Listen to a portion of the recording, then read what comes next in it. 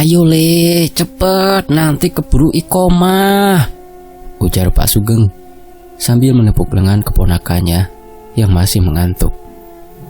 "Nah, masih gelap kayak gini Pak De, masih sempet nanti," jawab Raga sambil menyeret langkah menuju jalan kecil yang menghubungkan rumah mereka dan masjid. Ucapan itu terdengar biasa saja pada subuh di desa Sumberwangi yang lumayan dingin. Embun mulai turun di pucuk-pucuk pisang dan samar-samar terdengar kokok ayam yang tercampur dengan langkah para warga yang berjalan pelan. Desa Sumberwangi terletak di lembah yang dikelilingi bukit kecil. Jalannya sempit, rumah-rumah sederhana berjajar rapi. Sebagian besar bercat pucat dan dindingnya sudah tua dihantam angin. Namun, desa ini selalu dikenal hangat oleh ulah warganya yang terbiasa menyapa siapapun yang lewat. Di tengah desa berdiri Masjid Al-Ikhlas, tempat yang hampir tak pernah sepi. Warga sangat menghormati masjid itu, bukan hanya karena menjadi pusat kegiatan keagamaan, tetapi juga karena perhatian besar seorang marbot yang rajin mengurusnya. Sebut saja Pak Mansur. Selama puluhan tahun, lelaki berusia lewat setengah baya itu memastikan masjid bersih, wangi, dan siap untuk ibadah setiap waktu. Warga sering memuji kerajinannya. Bahkan beberapa menilai dia terlalu tekun sampai-sampai lupa menjaga dirinya sendiri. 2 hari lalu, ia pamit untuk pulang sementara ke Blitar, kota asalnya, untuk menjenguk keluarganya yang sedang sakit. Karena itu, apa yang terjadi pagi ini membuat jamaah bertukar pandang berkali-kali. "Loh, siapa yang nyapu pelataran?" tanya seseorang yang baru datang. "Karpetnya juga rapi, kayak biasanya kalau Pak Mansur yang rapiin," sahut yang lain. "Lampunya juga terang semua, tadi malam kan mati setengah." Beberapa warga mulai memeriksa sudut-sudut masjid. Tidak ada debu sedikit pun. Tempat wudhu dikosrek, sajadah tersusun tanpa lipatan yang meleset. Bahkan sandal-sandal yang berserakan di teras ditata lurus seperti aturan barisan. "Jangan-jangan Pak Mansur pulang tadi malam," ucap Pak Subari. "Loh, kata Pak RT dia belum balik," sahut orang lain. Di antara kegaduhan kecil itu, Ustadz Karim masuk sambil menepuk kedua telapak tangan agar jamaah memusatkan perhatian. "Sudah, kita sholat dulu. Urusan masjid bersih biar nanti dibahas setelah subuh. Mungkin saja Pak Mansur tiba lebih awal dan gak sempat memberi kabar," ucapnya dengan nada menenangkan. "Bisa jadi begitu Ustadz," timpal Pak Sugeng, meski nada suaranya masih menyimpan rasa heran. Sholat berlangsung seperti biasa, namun selepas salam, percakapan kembali mengemuka. Hanya saja, Ustadz Karim tetap meminta jamaah pulang lebih dulu karena hari sudah bergerak dan pekerjaan menunggu. Perlahan-lahan masjid kembali sepi. Ketika matahari naik, desa mulai hidup sepenuhnya. Pedagang sayur menata dagangan di pojok jalan, anak-anak menyiapkan tas sekolah, dan ibu-ibu berbincang sambil mengantarkan suami berangkat kerja. Desa Sumberwangi selalu tampak tenang pada pagi hari, seakan segala kerewelan dunia belum sempat singgah. Pak Sugeng yang masih memikirkan kondisi masjid tadi subuh, akhirnya memutuskan untuk mampir ke rumah Pak Mansur, sahabatnya. Letaknya tidak jauh dari sawah, berdiri di tepi jalan kecil yang langsung mengarah ke ladang. Rumah itu sederhana, dindingnya kusam, pekarangannya luas namun jarang dimanfaatkan. "Raga nunggu di sini saja ya," kata Pak Sugeng sambil membuka pagar kecilnya. "Pak De yakin Pak Mansur sudah pulang?" tanya Raga. "Makanya mau tak lihat." Pak Sugeng mengetuk pintu. "Assalamualaikum, Pak Mansur." Tidak ada jawaban. Ia kembali mengetuk 2 kali, tapi tetap tidak ada jawaban. Pintu rumah Pak Mansur masih terkunci rapat. Dari jendela, terlihat ruang tamu rapi, tikar digulung, dan gelas kosong tertata di rak. Tidak tampak tanda seseorang baru menggunakan rumah ini semalam. Aneh, tapi ya wes lah, mungkin dia keluar sebentar. gumamnya sambil melangkah pergi. Selama ini, Pak Mansur hidup seorang diri di desa Sumberwangi. Sementara itu istri dan anaknya tetap tinggal di Blitar, desa asal Pak Mansur. Hal itulah yang membuat Pak Mansur selalu membeli makanan di warung ketimbang memasak sendiri. Malam turun dengan cepat. Udara berubah lebih dingin dan angin dari arah ladang terdengar seperti gesekan daun panjang. Pos ronda yang berada di pertigaan desa sudah terisi 3 orang. Pak Londo, Pak Soni, dan Bagas yang masih muda tapi gemar ikut ronda. "Le, kamu dari tadi kok diam saja?" tanya Pak Londo pada Bagas.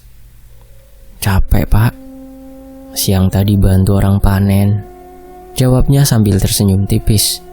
"Yalah, alasan," goda Pak Soni sambil tertawa kecil. Obrolan mereka melayang ke urusan sehari-hari, harga pupuk, rencana kerja bakti, dan gosip ringan tentang ayam tetangga yang suka masuk pekarangan orang. Tiba-tiba, langkah kaki terdengar dari arah jalan dekat kebun bambu. Ketiganya serentak menoleh. Bayangan seorang lelaki mulai terlihat di bawah cahaya lampu minyak pos ronda. "Itu kayaknya Pak Mansur," ujar Bagas. "Wah iya," sahut Pak Soni. Mereka berdiri menyambut. Pak Mansur berhenti di depan pos ronda sambil mengangguk sopan. "Loh, Pak Mansur, kapan balik?" tanya Pak Londo. "Baru kemarin malam," jawabnya singkat. "Pantesan, masjid bersih sekali subuh tadi. Ternyata sampean toh," ujar Pak Soni sambil terkekeh. Pak Mansur tersenyum kecil. "Iya, baru datang langsung saya bersihkan, biar bisa nyaman kalau sholat," ucapnya. "Saudaranya di Blitar gimana kabarnya? Apa udah sehat?" tanya Bagas. "Sudah lebih baik. Saya langsung kembali karena kangen suasana desa." Percakapan berlangsung lancar, tidak ada kejanggalan terlihat. Pak Mansur duduk sebentar sambil menanggapi obrolan seadanya, kemudian pamit ke masjid. 3 penjaga ronda itu sempat saling menatap satu sama lain setelah ia pergi. Orangnya memang pendiam ya, tapi yang penting dia sudah pulang, gumam Pak Londo. Fajar menyebar perlahan. Ketika azan subuh menggema, warga berdatangan menuju masjid lagi. Pak Sugeng dan Ustadz Karim tiba paling awal. Pintu masjid terbuka seperti biasanya, tapi hari ini terasa lebih sunyi. "Pak Mansur belum datang?" tanya seseorang. "Kemarin malam kan sudah pulang. Biasanya kan dia datang duluan ya," jawab Pak Londo yang baru hadir. Namun hingga waktu iqomah, marbot itu tidak terlihat. Jamaah mulai saling melirik, tapi ibadah tetap dimulai. Setelah sholat selesai, Pak Londo mendekati Ustadz Karim. "Ustadz, saya semalam ketemu beliau di pos ronda, sehat-sehat saja. Tapi kok sekarang gak kelihatan ya?" Ustadz Karim mengusap dagunya. "Mungkin masih lelah perjalanan. Nanti saya coba mampir ke rumahnya." Tapi firasat aneh tak bisa sepenuhnya dibuang.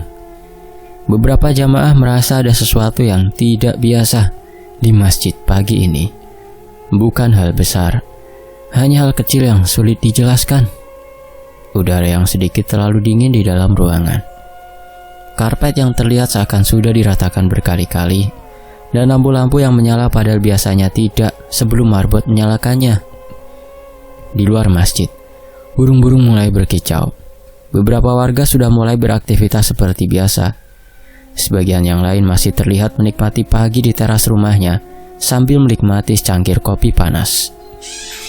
Hari-hari di desa Sumberwangi berlalu seperti biasa, tapi tidak dengan Pak Mansur. Semakin hari pria itu semakin terlihat aneh.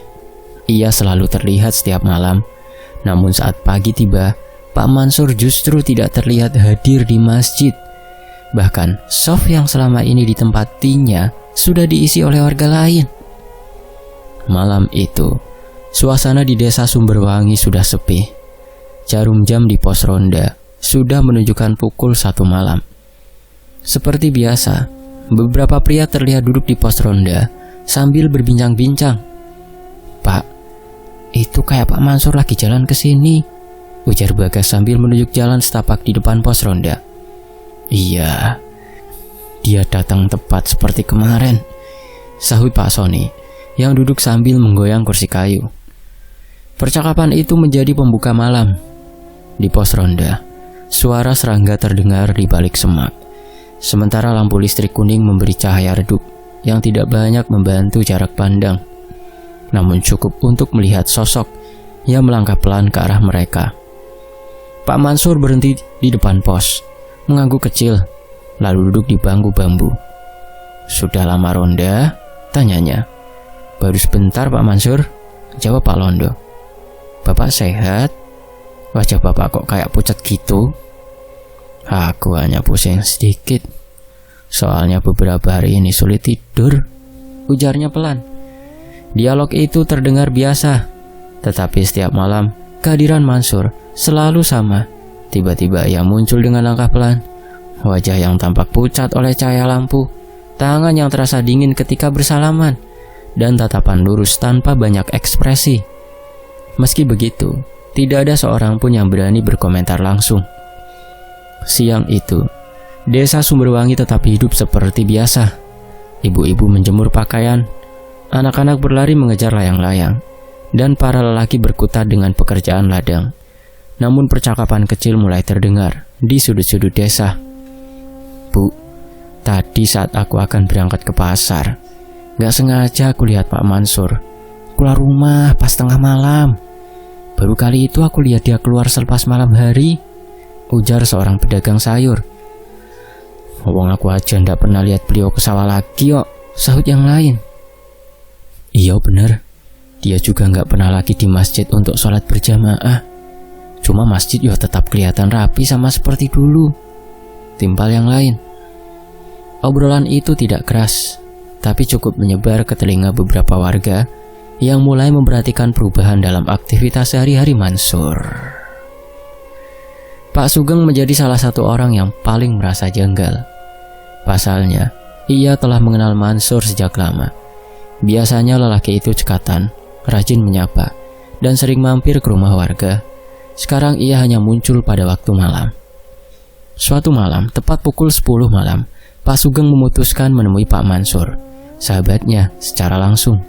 Pak Sugeng mengetuk pintu rumah Pak Mansur dan menunggu beberapa saat. Tidak berapa lama, suara derit engsel terdengar saat pintu perlahan terbuka. "Loh, Sugeng, ada perlu?" tanya Pak Mansur tanpa banyak intonasi. "Ora, aku tadi baru pulang dari rumah keluarga di desa sebelah. Karena aku khawatir sama kamu, makanya aku mampir," jawab Pak Sugeng. "Sur, selama ini kamu masih bersihkan masjid toh?" tanya Pak Sugeng penasaran. "Iyo, aku yang bersih-bersih sebelum azan pertama. Kan aku marbot di sana," ucapnya. "Jam 3 pagi? Sejak kapan kamu bersihin masjid sepagi itu? Biasanya kan kamu datang jam 4 setelah aku," tanya Pak Sugeng hati-hati. "Terus selama ini kamu di mana? Tiap sholat kok nggak pernah kelihatan?" "Aku sudah nggak enak badan, tidurku kacau. Makanya setelah bersihin masjid, aku langsung pulang buat istirahat," jawabnya. Nada suaranya sama seperti sebelumnya. Pak Sugeng mengangguk. Meski di dalam benaknya ada rasa aneh yang sulit diabaikan. Tatapan Pak Mansur seperti menembusnya tanpa benar-benar melihatnya. Tangannya yang menggenggam gagang pintu pun terasa kaku, tidak seperti biasanya. "Ya wes, kalau gitu aku pulang dulu. Udah jam 11. Kamu istirahat saja, biar cepat sembuh." Pak Mansur tidak menjawab, ia hanya mengangguk pelan. Tanpa menunggu jawaban, Pak Sugeng segera meninggalkan rumah sahabatnya. Tidak ada keanehan dalam perilaku Pak Mansur malam itu. Hanya wajahnya yang terlihat semakin pucat dan suaranya yang terdengar dingin dan kaku. Seperti malam biasanya, pos ronda malam ini kembali menjadi tempat pertemuan. Warga yang berjaga mulai memperhatikan konsistensi pola kehadiran Pak Mansur. Ia muncul pada jam yang hampir sama, yaitu jam 3 malam. Langkahnya selalu pelan, suaranya tetap rendah, dan tubuhnya terasa dingin setiap kali ia lewat di antara pria yang ada di pos ronda. Bahkan cahaya lampu sedikit meredup setiap Pak Mansur duduk di pos. "Pak, Bapak udah periksa ke dokter belum?" tanya Bagas penasaran. "Sampun mas," jawabnya singkat. "Kata dokter cuma kecapean." "Kecapean?" ulang Pak Sony. Ia mengerutkan keningnya, menajamkan pandangannya ke arah Pak Mansur. "Kecapean masa iya nggak sembuh-sembuh? Apalagi wajah sampean semakin pucat itu Pak." "Ah, aku nggak apa-apa." Pak Mansur bangkit dari tempat duduknya. Ia tersenyum tipis ke arah Pak Sony, Pak Londo, dan Bagas. "Aku pamit dulu, mau bersihin masjid, bentar lagi kan subuh." Jawaban itu tidak menimbulkan kejelasan. Tanpa menunggu jawaban, Pak Mansur segera meninggalkan pos ronda. Sementara Pak Londo, Pak Sony, dan Bagas terus memperhatikan langkah Pak Mansur dari kejauhan. Langkah Pak Mansur terlihat kaku. Tidak ada suara sandal di tanah, seolah melayang di atas tanah. Aku kok ngerasa aneh ya sama Pak Mansur," ucap Pak Sony bingung. "Iya, aku juga. Dia kayak mayat hidup," jawab Pak Londo tiba-tiba. "Hus, ojo ngawur. Kalau kedengeran orangnya nggak enak," Bagas menimpali dengan cepat. "Wes, mending sekarang kita pulang. Udah jam 3:30, sebentar lagi azan subuh." Suasana di pos ronda mendadak hening. Tidak ada suara nyanyian dan gelak tawa seperti sebelumnya. Hanya suara detak jam dinding dan suara jangkrik yang terdengar pelan memecah keheningan pagi itu. Tidak berapa lama, ketiga pria itu segera meninggalkan pos ronda untuk pulang ke rumah masing-masing. Tidak berapa lama, suara azan subuh berkumandang. Semua warga desa Sumberwangi mulai keluar dari rumah masing-masing dan berjalan menuju ke arah masjid. Pagi ini, Pak Mansur kembali tidak terlihat di masjid. Pria itu seolah hilang tiba-tiba setiap pagi menjelang, dan kembali muncul saat matahari sudah terbenam. 1 minggu berlalu. Pagi itu Pak Sugeng sedang sibuk menjemur padi di halaman rumahnya. Biasanya di saat seperti sekarang, Pak Mansur selalu datang membantu Pak Sugeng. Tapi kini dirinya harus melakukan semua hanya dibantu Raga, keponakannya. "Pak D, itu ada mobil berhenti di depan rumah kita," kata Raga sambil menarik ujung baju Pak Sugeng. "Mobil siapa pagi begini?" tanya Pak Sugeng heran. Pagi itu, Sumberwangi sebenarnya cerah. Matahari baru naik di balik perbukitan kecil. Ayam berkokok riuh dan para ibu sudah mulai membersihkan pekarangan. Namun, suasana berubah tegang ketika mobil hitam itu berhenti di depan rumah Pak Sugeng dan 3 orang turun perlahan. Pak Sugeng memperhatikan mereka dari kejauhan. Wajah-wajah itu asing, namun ada satu hal yang membuat dadanya tiba-tiba sesak. "Itu kayak keluarga Mansur," ujar Pak Sugeng terbata. Matanya terus memperhatikan beberapa orang yang berjalan ke arahnya. Tapi mau apa mereka kesini? "Assalamualaikum," sapa Bu Rini, istri Pak Mansur, sambil terus berjalan mendekat ke arah Pak Sugeng. Waalaikumsalam," jawab Pak Sugeng dengan suara bergetar. "Bu Rini, kok kesini? Kenapa nggak langsung ke rumah Pak Mansur?" "Saya kesini mau minta tolong sama Pak Sugeng. Saya mau menemui Pak RT dan Ustadz Karim." Pak Sugeng tersentak. Ustadz Karim? Ada apa ya Bu? Kok kayaknya penting banget?" "Hanya ingin bicara tentang suami saya," jawab Bu Rini.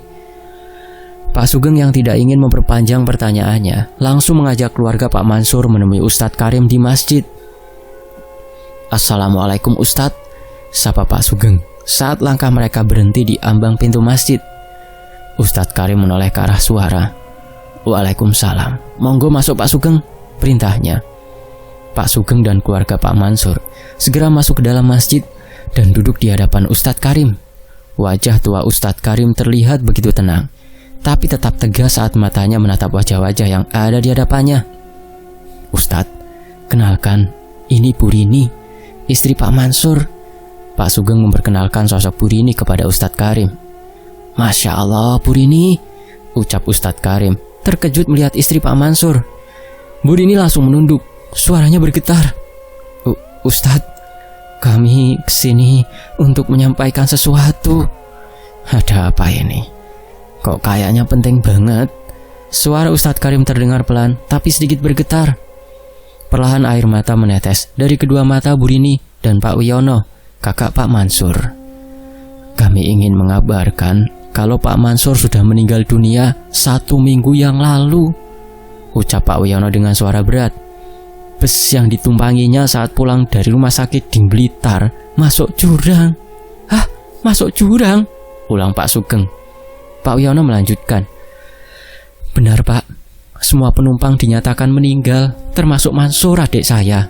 Jasadnya ditemukan dalam keadaan hangus beberapa hari setelah kejadian itu. Suasana di dalam masjid langsung hening, seperti ada yang mencabut suara seluruh desa. Pak Sugeng meremas ujung bajunya hingga kusut. Ia seolah masih tidak percaya dengan apa yang baru saja didengarnya. Hangus? Ulang Ustadz Karim pelan. Iya Ustadz, kami datang untuk memberitahu dan sekaligus ingin mengambil barang-barang almarhum yang masih ada di desa ini. Nggak mungkin, suara Pak Sugeng terdengar gemetar. Beberapa hari yang lalu, jam 10 malam, saya masih bertemu dengan Pak Mansur di rumah kontrakannya, dan beberapa warga juga bertemu, bahkan bicara sama beliau. Bu Rini terkejut. Gak mungkin Pak Sugeng, suami saya sudah meninggal dalam kecelakaan bus 1 minggu yang lalu saat akan kembali ke desa ini. Tapi memang itu kenyataannya Bu. Warga desa selalu bertemu dan berbincang dengan Mansur setiap malam. Bahkan masjid juga selalu rapi dan bersih setiap pagi.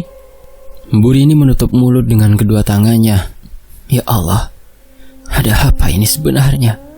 Kenapa arwah suamiku gak bisa tenang? Ustadz Karim menenangkan mereka. Mohon sabar dulu, kita bicarakan ini pelan-pelan. Bu Rini, coba ceritakan kejadian yang sebenarnya, perintah Ustadz Karim. Sebelum berangkat, suami saya bilang ingin cepat pulang ke desa ini.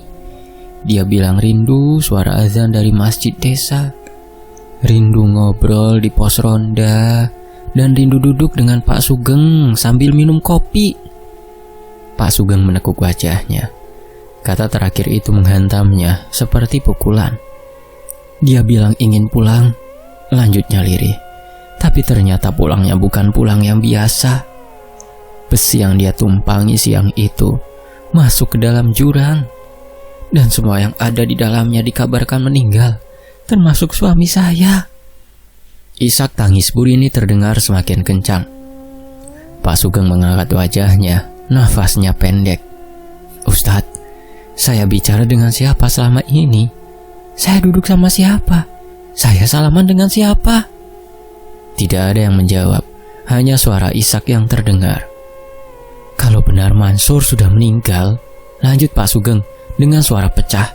Lalu yang datang itu apa? Yang membersihkan masjid tanpa suara itu siapa?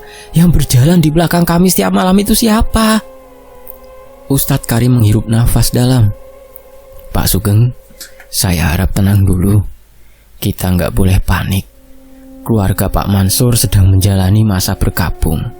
Mereka datang untuk menegaskan keadaan sebenarnya. Tapi apapun yang warga lihat beberapa malam ini, kita harus hadapi dengan kepala jernih. Lalu apa yang harus kita lakukan sekarang Ustadz? Tanya Pak Sugeng. Setiap malam Mansur masih sering terlihat di desa ini. Justru itu, jawab Ustadz Karim. Kita harus bertemu sosok yang muncul malam-malam itu. Kita perlu memastikan apa yang sebenarnya terjadi. Menemui sosok itu maksud Pak Ustadz suami saya? Tanya Bu Rini, tangannya mengusap air mata yang masih menetes. Iya Bu, kita harus buktikan sosok itu benar Pak Mansur atau jin yang menyamar jadi Pak Mansur. Pak Wiono menatap Ustadz Karim dengan heran. Tapi adik saya kan sudah meninggal Ustadz, lalu bagaimana kita bisa menemuinya? Begini Pak, saya merasa kalau arwah Pak Mansur belum bisa tenang. Ia masih terikat dengan tugasnya sebagai marbot di desa ini, atau bisa jadi ada jin yang menyamar menjadi almarhum. Jelas Ustadz Karim. Karena itulah kita harus menemui Pak Mansur malam ini. Suasana di dalam masjid terasa begitu hening. Bu Rini dan Pak Wiono saling melemparkan pandangan. Udara di dalam masjid terasa begitu panas, walaupun angin di luar bertiup kencang. Baik Ustadz, lakukan apapun yang terbaik buat arwah suami saya. Bu Rini mengangguk cepat. Pak Sugeng, tolong kumpulkan beberapa warga untuk membantu kita menemui Pak Mansur malam ini, perintah Pak Karim. Pak Sugeng segera mengangguk cepat. Ia langsung berpamitan dan berjalan meninggalkan masjid. Bu Rini dan Pak Wiono, untuk sementara ke rumah saya dulu, biar nanti malam anaknya ditemani istri saya di rumah. Baik Ustadz, terima kasih atas bantuannya, ucap Pak Wiono sambil mengangguk pelan. Menjelang pukul 3 dini hari, rombongan kecil itu berjalan perlahan menuju masjid. Ustadz Karim di depan, diikuti Pak Sugeng, beberapa warga, dan keluarga Mansur yang masih belum sepenuhnya pulih dari syok. Angin dini hari terasa jauh lebih dingin dari biasanya, menusuk sampai ke tulang. Langit gelap seperti menahan sesuatu yang berat. Desa Sumberwangi sunyi, tidak ada suara jangkrik, tidak ada gonggongan anjing. Seolah seluruh alam tahu mereka sedang melangkah menuju sesuatu yang tidak lagi termasuk dalam dunia manusia. Ketika mereka mendekati halaman masjid, hawa itu muncul lagi. Dingin yang berbeda, bukan dingin udara, tapi dingin yang membuat bulu kuduk mereka meremang. Lampu masjid berkedip pelan, seperti tersengat sesuatu yang tak kasat mata. Ustadz Karim mengangkat tangannya ke atas sebagai penanda jika mereka harus berhenti. Beberapa warga saling melemparkan pandangan. Ustadz, ada apa? Kok kita berhenti di sini? Tanya Pak Wiono, kakak Pak Mansur. Iya Ustadz, kenapa nggak langsung masuk aja? Jawab Pak Sugeng.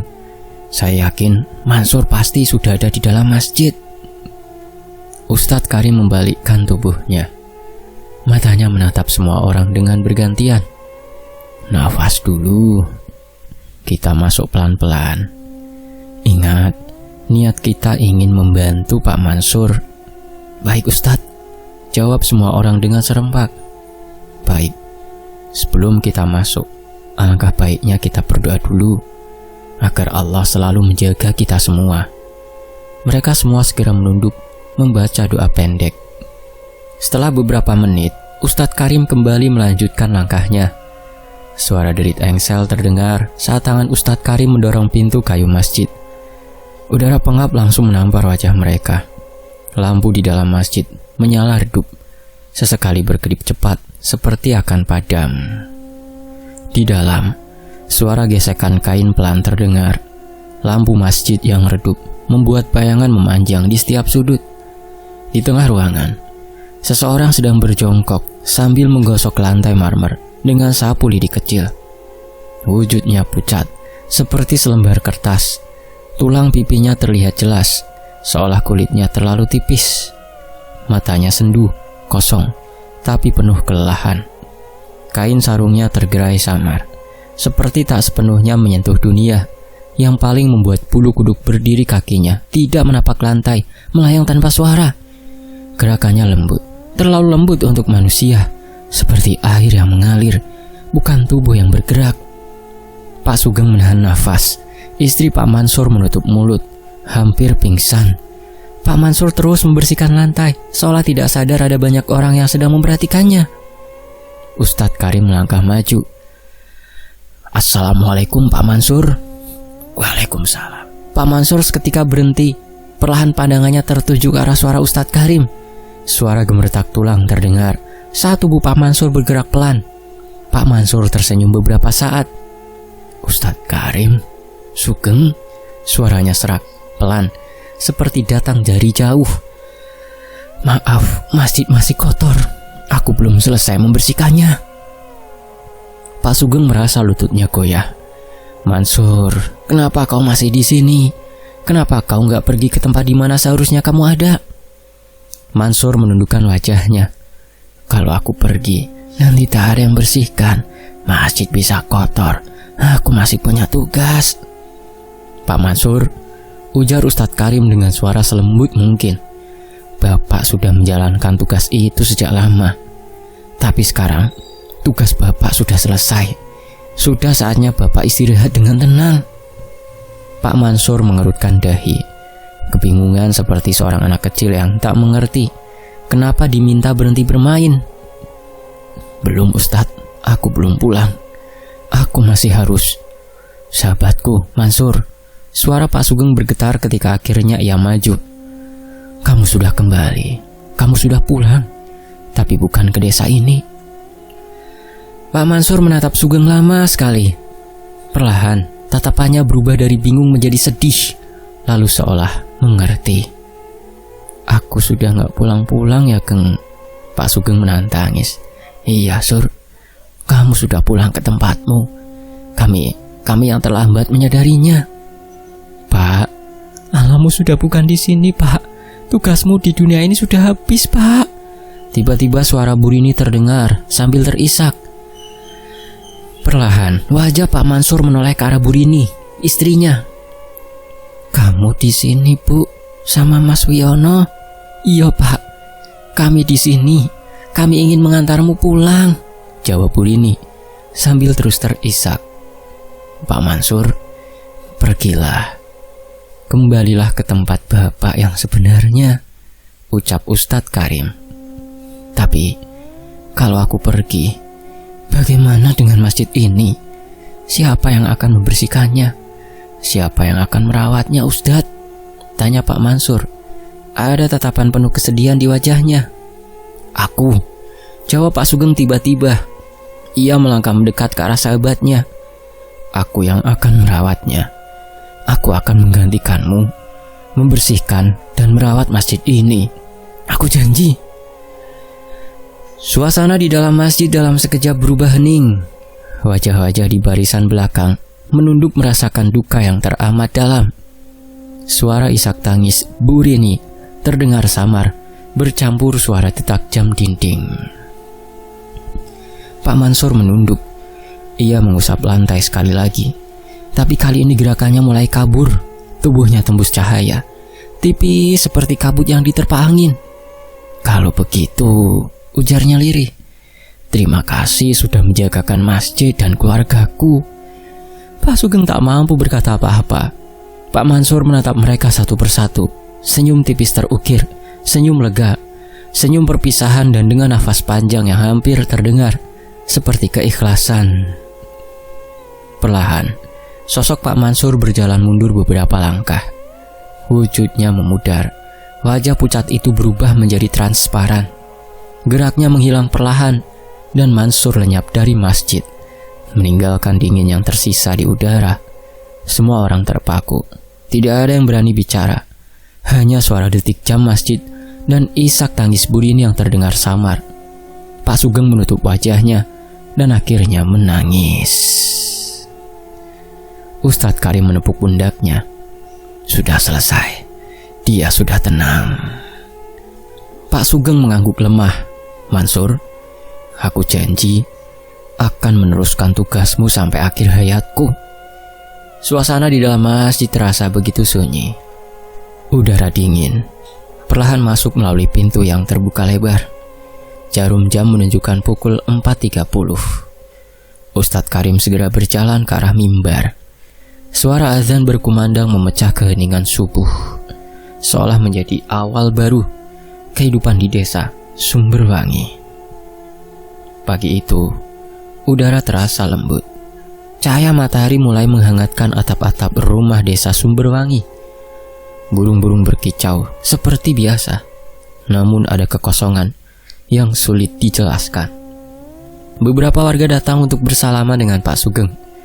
Sebagian menepuk pundaknya, memberikan semangat, dan sebagian lagi hanya tersenyum simpati. Semua tahu, ia baru saja menggantikan tempat orang yang sangat ia hormati. Sejak arwah Mansur menghilang di masjid pada dini hari, beberapa waktu lalu, hari-hari di desa berjalan dengan pola baru. Tidak ada lagi suara sapu yang terdengar pelan di tengah malam. Tidak ada lagi sosok marbot yang muncul tiba-tiba di halaman masjid. Namun cara Mansur merawat rumah ibadah itu masih terasa pada setiap sudut. Pak Sugeng berdiri di teras masjid sambil memegang lap pembersih. Ia menghela nafas panjang lalu melangkah masuk. "Aku bukan kamu, Sur," bisiknya pelan sambil menatap lantai mengkilap. "Tapi aku akan terus berusaha memberikan yang terbaik untuk masjid ini." Pak Sugeng mulai membersihkan karpet, mengatur sandal di rak, dan memastikan sajadah tertata rapi. Langkah-langkah itu ia tiru dari mendiang sahabat dekatnya itu sejak memutuskan menjadi marbot menggantikan Pak Mansur. Pak Sugeng melakukan pekerjaannya dengan penuh rasa hormat, seolah setiap gerakan adalah doa. Warga yang datang ke masjid sering memperhatikannya dengan kagum. "Pak, bersihnya tetap kayak waktu almarhum Pak Mansur masih ada," ujar seorang ibu yang biasa datang untuk mengaji. Pak Sugeng tersenyum kecil. "Saya cuma berusaha mengikuti kebiasaan beliau." Pagi itu, beberapa warga duduk di serambi masjid sambil berbincang. Mereka menceritakan kembali kebaikan Pak Mansur semasa hidupnya. "Dia itu nggak pernah marah," kata Pak Lardi.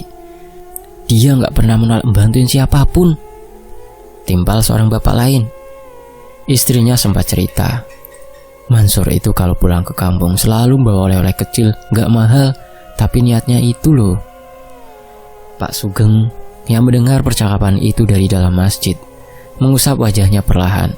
Ada rasa hangat, tapi juga ada rasa kehilangan yang sulit diterima. Beberapa hari sebelumnya, keluarga Pak Mansur kembali ke Blitar setelah mengurus barang-barang peninggalannya. Istrinya sempat menangis lama di ruang tamu Ustadz Karim, sedangkan anak dan kakak Pak Mansur duduk dengan mata bengkak. Mereka meninggalkan tas kecil berisi peci dan pakaian sholat Pak Mansur untuk disimpan di masjid. Pak Sugeng menerima barang itu dengan tangan bergetar. Kini peci itu tersimpan di lemari kecil dekat tempat wudhu, tertutup rapi dalam plastik. Setiap kali membuka lemari itu, Pak Sugeng merasakan sesuatu menusuk dadanya. Siang perlahan berganti sore. Pak Sugeng duduk sendirian di serambi, memandangi halaman masjid yang teduh. Sesekali ia menunduk, menahan rasa haru yang muncul tanpa permisi. Tiba-tiba, terdengar suara kecil dari dalam masjid. Suara seperti langkah ringan yang bergerak perlahan di atas lantai. Pak Sugeng menoleh cepat, tapi tidak ada siapa-siapa. Paling kucing," gumamnya sambil mencoba tersenyum. Namun beberapa detik kemudian, aroma halus yang sangat ia kenal tercium. Aroma khas sabun yang dulu sering dipakai Pak Mansur. Pak Sugeng berdiri, menatap ke arah mihrab.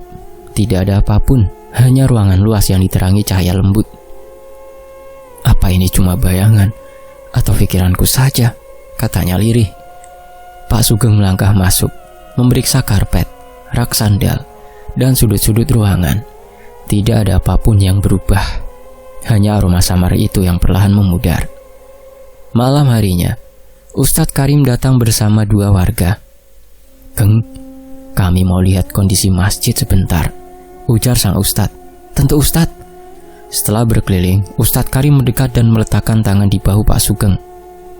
"Kamu sudah melakukan tugas ini dengan baik. Tidak perlu merasa harus sama seperti beliau. Cukup lakukan yang mampu kamu lakukan." Pak Sugeng mengangguk pelan. "Saya cuma merasa masjid ini terlalu besar kalau cuma saya yang rawat, Ustadz." "Masjid ini besar, benar. Tapi kamu bukan sendiri.